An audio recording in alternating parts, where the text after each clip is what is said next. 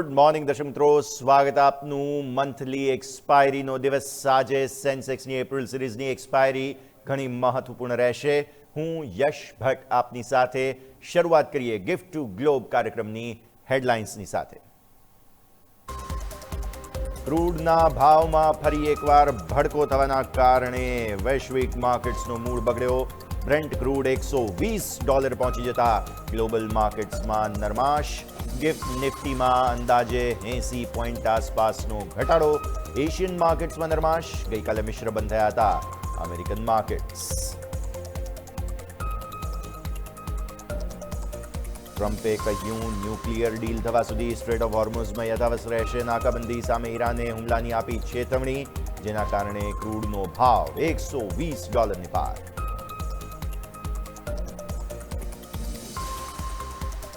આજે એક્ઝિટ પોલના આંકડાઓ પર રિએક્ટ કરશે માર્કેટ. 6માંથી એક જ પોલમાં ટીએમસીને બહુમત, બાકીના મતોમાં અંદાજો બીજેપી બનાવશે બંગાળમાં સરકાર. અસમમાં કોંગ્રેસને ઝટકો, પુડુચેરીમાં પણ એનડીએ, તો તમિલનાડુમાં વિજય ફેક્ટર કરશે અસર. અમેરિકામાં ફેડ દ્વારા વ્યાજદરોમાં કોઈ પરિવર્તન નહીં. વ્યાજદર 3 થી 3.75% રેન્જમાં યથાવત. કહ્યું મોંઘવારી અને રોજગારીના મોરચે સતર્ક રહેવાની જરૂરિયાત. જેરોમ પોવેલની અંતિમ પોલિસી, મે મહિનામાં પદ પરથી હટશે પોવેલ. ચોથા ત્રિમાસિકમાં બજાજ ફાઇનાન્સના અનુમાનથી નબળા પરિણામમાં નફો 22%, તો વ્યાજથી આવક 20% વધી. બંને આંકડા અનુમાનથી ઓછા. એયુએમમાં 22%નો વધારો. બજાજ ઓટોના એમડી રાજીવ બજાજ કંપનીના બોર્ડમાંથી હટશે. પરિણામની રીતે આજે મોટો દિવસ. નિફ્ટીની 4 કંપનીઓના પરિણામ આજે. Adani port, Adani enterprise, HUL, Bajaj ફિનસર્વના પરિણામ આજે. HULમાં 5% સુધી જોવા મળી શકે વોલ્યુમ ગ્રોથ. નફામાં 6%નો વધારો. વાયદામાં 5 કંપનીઓના પરિણામ પણ આવશે આજે.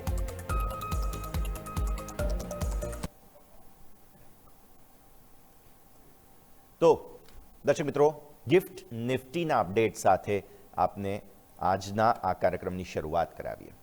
ગિફ્ટ નિફ્ટી દર્શક મિત્રો અત્યારે ફિલહાલ 70 થી 80 પોઈન્ટ આસપાસનો ઘટાડો બતાવે છે. ભારતીય માર્કેટ્સ ડેફિનેટલી ઉપલા સ્તરોથી એક થોડી ચિંતા જરૂર બતાવશે તેવું આજે શરૂઆતમાં લાગી રહ્યું છે, જે તમે જોઈ રહ્યા છો એ પ્રમાણે. ગિફ્ટ નિફ્ટીમાં ઘટાડો શા માટે છે, કારણ છે ક્રૂડ, તેની ચર્ચા આગળ કરીશું. પણ પહેલાં તમે અમેરિકન માર્કેટ્સનો પણ સાથે સાથે સંકેત જોઈ લો. યુએસ માર્કેટ્સમાં ગઈકાલે થોડી ઉથલપુથલ જરૂર જોવા મળી અને એક નર્વસનેસ આવી છે. ડાઉ તમે જુઓ તો 0.5% આસપાસનો ઘટાડો તમને ડાઉમાં જોવા મળ્યો. S&P 500 સામા પક્ષે ફ્લેટ હતો, 0.04%. બીજી તરફ તમે નાસ્ડેક પર નજર કરો તો નાસ્ડેક એકદમ ફ્લેટ લીલા નિશાનમાં બંધ થયો. તો એક તરફ ડાઉની જે કંપનીઓના પરિણામો આવ્યા, પરિણામોના રિએક્શનના ભાગ સ્વરૂપે ડાઉ ઘટેલો હતો, પણ બીજી તરફ S&P 500 અને નાસ્ડેક તમે જુઓ તો ત્યાં ફ્લેટિશ પણ એકદમ સીમિત રેન્જનો ક્લોઝ જોવા મળ્યો. અત્યારે ફ્યુચર્સ શું કરી રહ્યા છે? ડાઉ જોન્સ ફ્યુચર્સમાં 5%થી વધુની નબળાઈ છે, લગભગ 135 પોઈન્ટ્સ આસપાસની. S&P ફ્યુચર્સમાં સામા પક્ષે 5%થી વધુની તેજી છે. એટલે આ એકદમ વિચિત્ર કારોબાર બતાવે છે. ગઈકાલનો ક્લોઝ પણ વિચિત્ર છે અને આજે પણ, ઓલ થેન્ક્સ ટુ જે પરિણામો, હેવી વેઇટ પરિણામો આવ્યા છે તે. નાસ્ડેક ફ્યુચર્સ નજર કરો તો એ તો 0.5%થી વધુની તેજી બતાવી રહ્યા છે, આઈટી અને બધા જ સ્ટોક્સ. અને યાદ રાખજો કે જે મેગ્નિફિસન્ટ 7, મેગ 7 જેને કહેવામાં આવે છે, એમાંથી 5 કંપનીઓના પરિણામ હવે આવવાની શરૂઆત થવાની છે. આવી સ્થિતિમાં અત્યારે ફ્યુચર્સ રિકવર થયેલા છે. અમેરિકાના મિશ્ર આંકડાઓ તમને જોવા મળી રહ્યા છે માર્કેટના. હવે તમે આવી જાઓ એશિયન માર્કેટ્સ પર. ગઈકાલે જેપનીઝ માર્કેટ્સ બંધ હતા, આજે ખુલ્યા છે, પણ ક્રૂડના ભાવોનું રિએક્શન 2 દિવસનું એકસાથે રિએક્શન છે, એટલે 1%ની નબળાઈ અત્યારે ફિલહાલ તમને નિક્કાઈમાં જોવા મળી રહી છે બેઝિકલી. એટલે આ થઈ ગયો જેપનીઝ માર્કેટ્સ તમારો. એશિયન માર્કેટ્સ પર નજર કરી લો. સ્ટ્રેટ્સ ટાઈમ્સ અત્યારે ફિલહાલ 0.5%થી વધુની મજબૂતી બતાવી રહ્યા છે. સામે હેંગસેંગ 0.5%ની નબળાઈ બતાવી રહ્યા છે. એટલે છેલ્લા 3 દિવસથી તમે ઓબ્ઝર્વ કરજો, એશિયન માર્કેટ્સ સિંકમાં નથી, બધા અલગ અલગ ચાલી રહ્યા છે. તો આ એક મુદ્દો. તાઇવાન સામા પક્ષે 5%થી વધુની મજબૂતી બતાવી રહ્યા છે. કોસ્પી 5%થી વધુની મજબૂતી બતાવી રહ્યા છે. અને શેંઘાઈ અત્યારે ફિલહાલ એકદમ ફ્લેટ છે, 0.14%નો ઘટાડો. તો એશિયન માર્કેટ્સ પણ એકદમ મિશ્ર સંકેત આપે છે. જેપનીઝ માર્કેટ્સને થોડું અલગ લેન્સથી જોવું પડશે આપણે, કારણ કે એક દિવસની રજા હતી વચ્ચે, ગઈકાલે કારોબાર ખુલ્યો નહોતો. તો અત્યારે ફિલહાલ આ સંકેત. ક્રૂડનો લાઈવ સંકેત હું તમને આજે સવારે આપું તો 120.08 પર છીએ આપણે. બ્રેન્ટ ક્રૂડ $120 પાર છે અત્યારે ફિલહાલ, જેના કારણે તમને એક અસર જોવા મળી રહી છે. શા માટે આ બધું થયું છે હું તમને ચર્ચા આગળ કરીશ, પણ તમે WTI ક્રૂડ એટલે કે નાઇમેક્સ ક્રૂડ પર પણ નજર કરો, અમેરિકન ક્રૂડ, તો એનો ભાવ પણ $160 પર છે અને બ્રેન્ટ ક્રૂડનો ભાવ $120 પર જોવા મળી રહ્યો છે. હવે આવો તમે અમેરિકન માર્કેટ્સનો જે વિચિત્ર ક્લોઝ છે તે. એક બાજુ ડાઉ ઘટેલો છે, S&P 500 અને નાસ્ડેક ફ્લેટ બંધ થયા. શા માટે? બુધવારે યુએસ માર્કેટમાં અસ્થિરતા જોવા મળી, કમોડિટી માર્કેટ, યુએસ માર્કેટ્સ બંનેમાં. ફેડરલ રિઝર્વ દ્વારા વ્યાજ દરોના કડક વલણ અપનાવવામાં આવ્યા છે. હું આગળ આપું છું તમને ડિટેલ્સ, જેના કારણે રોકાણકારોની ચિંતામાં વધારો નોંધાયો. ગઈકાલના ટ્રેડિંગ સત્રમાં વોલ સ્ટ્રીટ પર મિશ્ર પ્રતિસાદ જોવા મળ્યો અને ટેક ઇન્ડેક્સમાં બેઝિકલી સામાન્ય વધારો થતો તમને જોવા મળ્યો. બ્લુચિપ કંપનીઓના શેર્સમાં ઘટાડો જોવા મળ્યો, જેને કારણે S&P 500 જે છે તે થોડા એવા ઘટાડાનો સંકેત ત્યાં આવતો જોવા મળ્યો. S&P 500 ઓલ ટાઈમ હાઈથી થોડો નીચે સરક્યો અને પછી છેલ્લે રિકવર થઈને ફ્લેટ બંધ થયો. સામે ડાઉમાં મોટો ઘટાડો જોવા મળ્યો, 0.57% આસપાસનો ઘટાડો તમને ડાઉમાં જોવા મળ્યો. ટેક કંપનીઓના સારા અર્નિંગ્સ રિપોર્ટને કારણે નાસ્ડેક મામૂલી સુધારા સાથે તેજીમાં બંધ થયો અને 0.04% સામાન્ય સુધારા સાથે તમે બંધ થયા. ટેક કંપનીઓના પરિણામો સારા આવ્યા હતા. વિઝા જેવી મોટી કંપનીઓના મજબૂત નફાના અહેવાલોએ માર્કેટને ટેકો આપ્યો છે અને ઓઇલ પ્રાઇસીસ જે વધી રહ્યા છે અને ફુગાવાની જે ચિંતા છે તેના કારણે એકંદરે સેન્ટિમેન્ટ સાવચેતી ભર્યું રહ્યું છે. ટ્રેઝરી yieldyield 4.41% સુધી પહોંચી જતા રોકાણકારોમાં વ્યાજ દરો ઘટવાની અપેક્ષા નબળી પડી રહી છે અને હોર્મુઝની સામુદ્રિક ધુની બંધ થવાના જોખમને કારણે થઈને અત્યારે આમ તો બંધ જ છે, જોખમ શેનું? હોર્મુઝની સામુદ્રિક ધુની ટેકનિકલી અત્યારે બંધ જ છે. આવી સ્થિતિમાં અત્યારે ફિલહાલ બ્રેન્ટ ક્રૂડનો ભાવ $120 પર અને WTI $108 પર પહોંચી ગયા.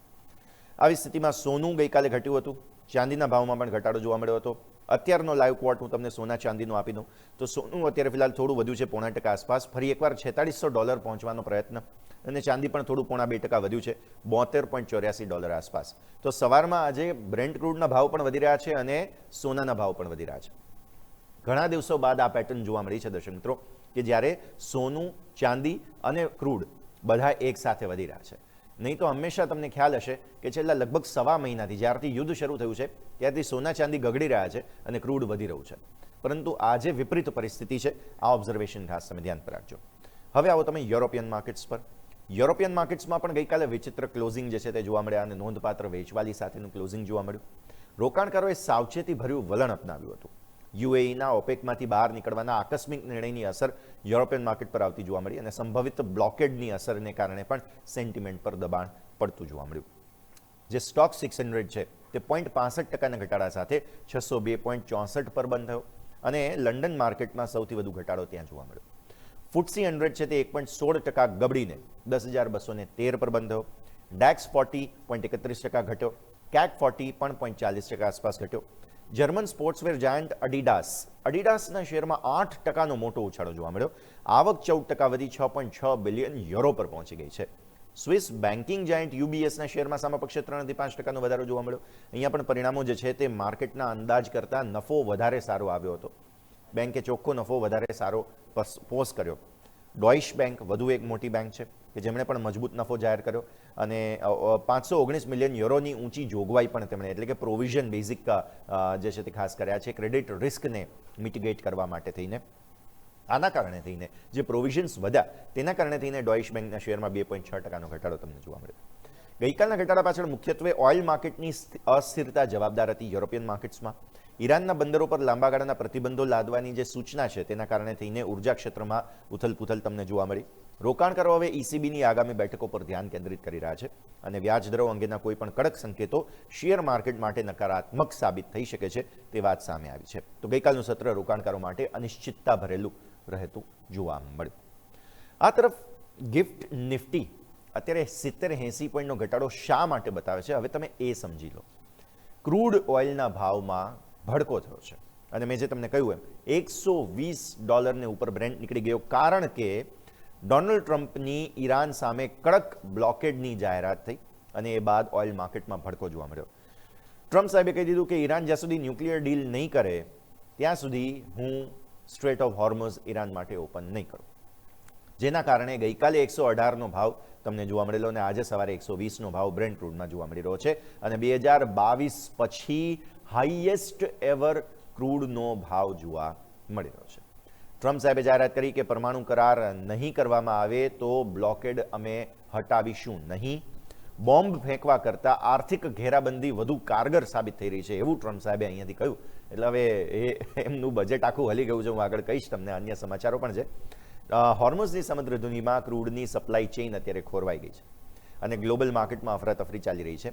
યુએઈના ઓપેકમાંથી બહાર નીકળવાના નિર્ણયને કારણે પણ ક્રૂડને અસર પહોંચી છે.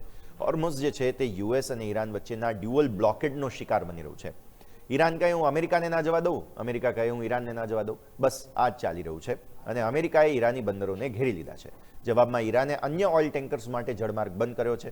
ભારતીય ટેન્કર્સ પર પણ હુમલો કર્યો હતો, તમને યાદ હશે. તો વિશ્વના કુલ ઓઇલ પુરવઠાનો 20% હિસ્સો અત્યારે બંધ છે અથવા તો ડિસરપ્ટેડ છે, જેને કારણે આ સ્થિતિ સર્જાઈ છે. આગળ હવે ટ્રમ્પ સાહેબે ઈરાન પર જે આક્રમક નિવેદન આપ્યું તે તમે જાણી લો. ઈરાન પર એક કડક વલણ અપનાવ્યું અને એઆઈ ફોટો શેર કર્યો ટ્રમ્પ સાહેબે પોતાનો, જેમાં પોતે હાથમાં ગન પકડી છે અને તેમણે ઉપર ગંભીર ચેતવણી આપી છે. અંગ્રેજીમાં લખ્યું છે નો મોર મિસ્ટર નાઇસ ગાય. એટલે હવે હું સાર્યવટ નહીં રાખું, સીધી ભાષામાં કહીએ તો હવે કોઈ ભલાઈ નહીં રહે ઈરાનની. ટ્રમ્પે ઈરાનને ખુલ્લી ધમકી આપી દીધી અને એઆઈમાં ફોટોમાં બંદૂક સાથે તેઓ જોવા મળ્યા. હોર્મુઝની સમુદ્ર ધુનીમાં બ્લોકેજ યથાવત છે, નેગોસિએશન્સ ચાલે છે, ત્યાં ટ્રમ્પ સાહેબે આવું પોસ્ટ કર્યું. બાય ધ વે, તમને ખ્યાલ ના હોય તો ઈરાન જે છે તેમના તરફથી પણ એઆઈ જનરેટેડ જે ખાસ લેગો કેરેક્ટર્સ હોય છે, એ લેગો કેરેક્ટર્સમાં બહુ અમેરિકાને ખરેખર આમ જેને કહેવાય ને કે ચૂંટી ખણતા હોઈએ આપણે, એવા પ્રકારના વિડીયોઝ બહુ વાયરલ થઈ રહ્યા છે અત્યારે ફિલહાલ. તો એક બાજુ ઈરાન પણ સોશિયલ મીડિયા પર અમેરિકાને હેરાન પરેશાન કરવા માટે જે છે તે ટીખળ કરવા માટે સટાયર કરી રહ્યું છે અત્યારે ફિલહાલ, અને બીજી તરફ અમેરિકા હવે ટ્રમ્પ સાહેબે પણ આવા પોતા એઆઈ રિલેટેડ ફોટો શેર કરવાનું શરૂ કર્યું છે. તો એક સોશિયલ મીડિયા પર અલગ દ્વંદ્વ યુદ્ધ ચાલી રહ્યું હોય તેવું જોવા મળી રહ્યું છે. આવો દર્શક મિત્રો, આ સાથે જ એક નાનકડા વિરામનો પણ અત્યારે ફિલહાલ સમય થઈ રહ્યો છે, તો બ્રેક લઈ લઈએ અને બ્રેક બાદ મહત્વપૂર્ણ ખબરો હજુ ઈરાનને લઈને, ભારતને લઈને પણ યથાવત રહેશે. બ્રેક બાદ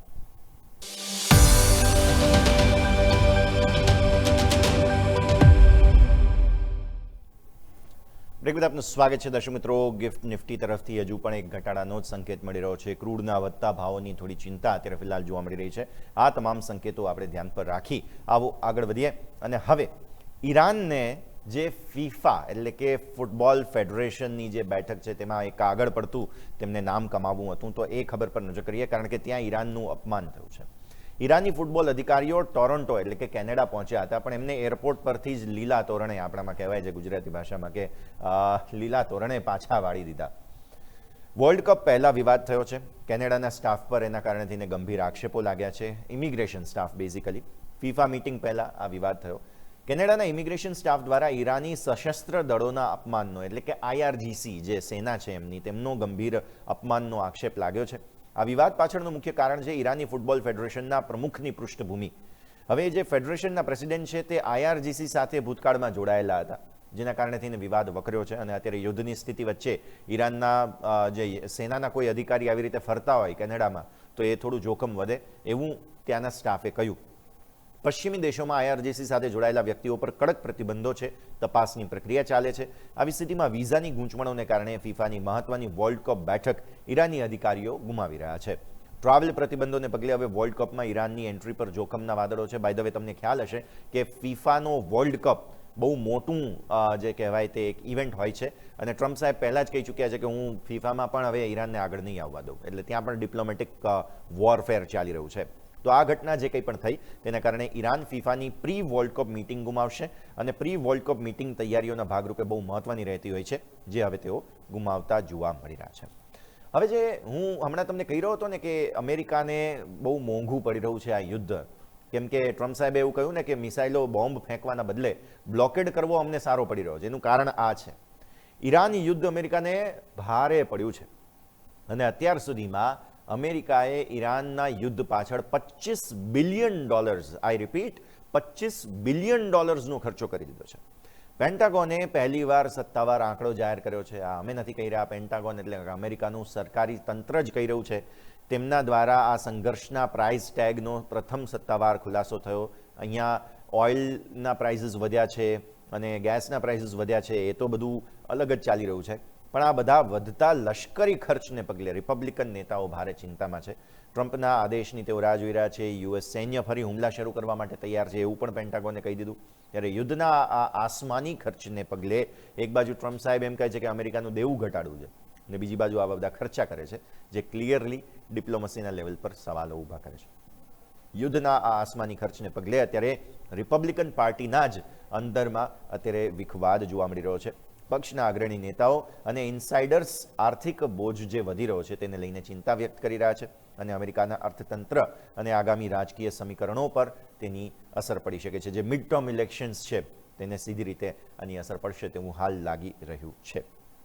આ બધાની વચ્ચે ગઈકાલે બહુ રસપ્રદ ડેવલપમેન્ટ થયું. ગઈકાલે રશિયાએ અમેરિકાને કહ્યું ચલો ફોન પર વાત કરીએ અને પછી ટ્રમ્પ સાહેબ અને પુતિન સાહેબની વચ્ચે 90 મિનિટ એટલે કે લગભગ 1.5 કલાક ફોન પર વાતચીત થઈ. આ ઈરાન અને યુક્રેન યુદ્ધને લઈને ચર્ચા માટેનું કેન્દ્ર સ્થાન હતું અને પુતિન સાહેબે અહીંયા મોટી ચેતવણી આપી દીધી કે રશિયા તરફથી આ જે કોલ છે તે માત્ર સ્પષ્ટ અને વ્યવહારુ છે, પરંતુ ઈરાન સાથે જો સીઝ ફાયર તમે લંબાવ્યું છે તો એ બહુ સારો નિર્ણય છે ટ્રમ્પ સાહેબનો, એવું પુતિન સાહેબે કહ્યું. પરંતુ ચેતવણી પણ આપી કે જો અમેરિકા ઇઝરાયલ સૈન્ય હુમલા થશે ફરી એકવાર ઈરાન પર તો સમગ્ર વિશ્વ પર તેનું સંકટ આવશે. આવું પણ રશિયાએ સાથે સાથે આપણે કહેવાય ને કે મભમમાં કહી દીધું તેવા પ્રકારની સ્થિતિ. ત્યારે યુક્રેન યુદ્ધના 5મા વર્ષે આ બંને નેતાઓએ વર્તમાન સ્થિતિની સમીક્ષા કરી છે. યુક્રેન યુદ્ધની વાત પણ થઈ, ઈરાન યુદ્ધની વાત પણ થઈ. મોસ્કોએ પહેલ કરી હતી, તેને કારણે થઈને ફોન પર આ બંને નેતાઓએ વાતચીત કરી અને મધ્ય પૂર્વમાં શાંતિ માટે રાજદ્વારી મદદની ખાતરી પણ કરવામાં આવી છે. આ તરફ રશિયા અને ભારત વચ્ચે ગઈકાલે બહુ મોટી ડીલની જાહેરાત થઈ છે, ડિફેન્સ ડીલ છે અને ભારત માટે આ બહુ મહત્વનું છે. ભારત અને રશિયા વચ્ચે $1.2 બિલિયન સંરક્ષણ સોદો થયો છે. રશિયાની અત્યાધુનિક R-37M મિસાઇલ્સ છે તે ભારતીય વાયુસેનામાં સામેલ થશે. આ R-37M મિસાઇલ જે છે તેની 400 કિલોમીટરની રેન્જ છે અને તે દુશ્મન દેશના આકાશમાં પ્રવેશ્યા વિના જ તે આ લક્ષ્યને ભેદ કરી શકે છે.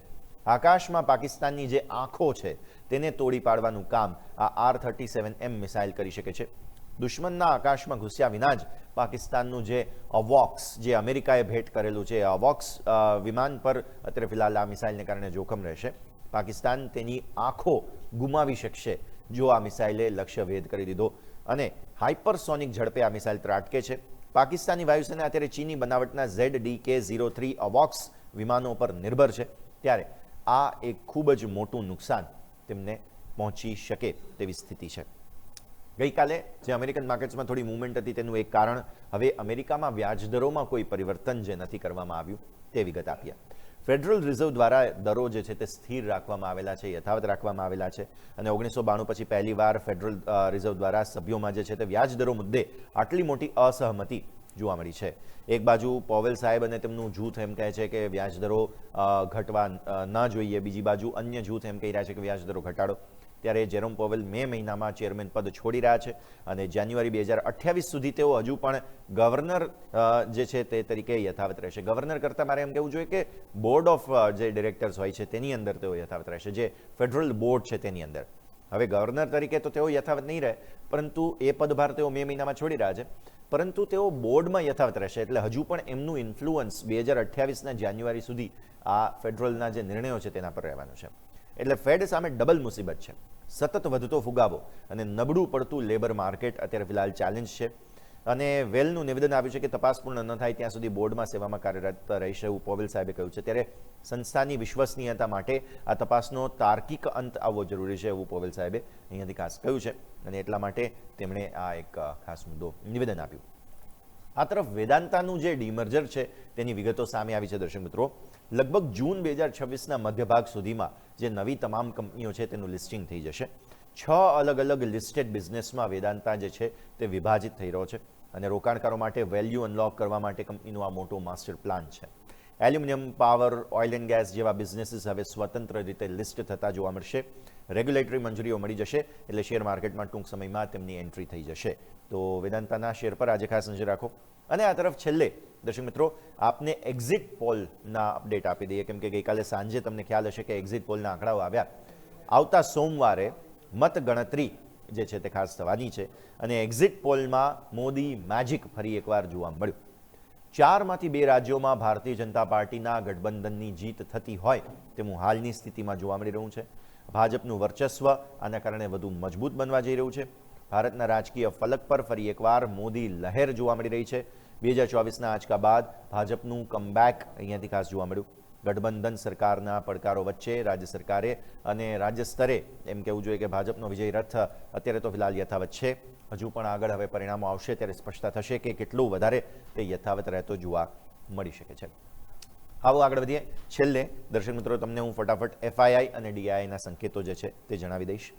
ગઈકાલે એટલે કે બુધવારે FIIએ ફરી એકવાર કેશ માર્કેટમાં તો વેચવાલી જ કરી છે કે જ્યારે તમે ફરી એકવાર સરસ મજબૂતી બતાવી હતી. તમને યાદ હશે કે ગઈકાલે ક્લોઝિંગ કેપિટલમાં આપણે ચર્ચા કરી રહ્યા હતા કે ભલે ઉપલા સ્તરોથી થોડા નીચે આવ્યા છીએ ક્રૂડને કારણે, પણ ગઈકાલનો જે કેશનો આંકડો છે તે જોવો જરૂરી બનશે. અને જુઓ FIIએ વેચવાલી જ કરી છે 2468 કરોડ રૂપિયા આસપાસ. સામે DIIએ ખરીદદારી કરી છે 2262 કરોડ રૂપિયા આસપાસની. તમે ઇન્ડેક્સ ફ્યુચર્સ જુઓ તો બહુ રસપ્રદ કારોબાર છે. ગઈકાલે નિફ્ટીની સિરીઝ જે મે સિરીઝ છે તેનો પહેલો દિવસ હતો, રાઈટ? તો નિફ્ટીના ફ્યુચર્સ ખરીદ્યા તેમણે, જુઓ 107 કરોડ. પણ સામા પક્ષે બેંક નિફ્ટી જુઓ તો બેંક નિફ્ટીના ફ્યુચર્સ વેચ્યા છે નવી સિરીઝના પહેલા દિવસે. તમે ઓપ્શન્સ પર નજર કરી લો. ઓપ્શન્સમાં નિફ્ટીના ઓપ્શન્સ હેવી વેચવામાં આવ્યા છે. એટલે ગઈકાલે ફ્યુચર્સ કરતાં ઓપ્શન્સમાં કારોબાર વધારે કરવામાં આવ્યો હતો. 4153 કરોડ રૂપિયાની વેચવાલી. બેંક નિફ્ટીના ઓપ્શન્સમાં 110 કરોડ રૂપિયાની ખરીદદારી સામા પક્ષે જોવા મળી રહી છે. પછી જુઓ તમે સ્ટોક ફ્યુચર્સ, 340 કરોડના સ્ટોક ફ્યુચર્સની ખરીદદારી છે અને ઓપ્શન્સમાં 307 કરોડ રૂપિયા આસપાસના ઓપ્શન્સની વેચવાલી છે. હવે તમે જોઈ લો છેલ્લે નિફ્ટીનો જે ક્લોઝ હતો એ 24177 મજબૂતી હતી. આજે હવે 70-80 પોઈન્ટ આસપાસનું અત્યારે ફિલહાલ ઘટાડો, એટલે જે ગઈકાલની મજબૂતી હતી તેમાં થોડા નીચે આવીશું. લગભગ 24000-24050 આસપાસની ઓપનિંગના અત્યારે ફિલહાલ અંદાજા બની રહ્યા છે તેવું હાલની સ્થિતિને જોતા માની શકાય. તો આ છે દર્શક મિત્રો આજનો ગિફ્ટ ટુ ગ્લોબ કાર્યક્રમ. આપણે ચર્ચા કરી કે વિદેશી માર્કેટ્સ જે છે તેનું હેન્ડઓવર શું મળી રહ્યું છે, ભારતીય માર્કેટ્સ માટે આજની સ્થિતિ શું બની રહી છે, બ્રેન્ટ ક્રૂડના વધતા ભાવો ચિંતાનું કારણ જરૂરથી બનતા જોવા મળી શકે છે. આ સાથે જ આ કાર્યક્રમમાં હાલ બસ આટલું જ. મને યશને આપશે રજા. એક બ્રેક બાદ આપણા માટે લઈને આવી રહ્યા છીએ ઇન્ટ્રાડે ગેમ. આજના 20 મહત્વપૂર્ણ શેર્સ કયા છે એને વોચ લિસ્ટમાં એડ કરવા જરૂરી છે, જણાવશે અજય અને યોમિક. બ્રેક બાદ.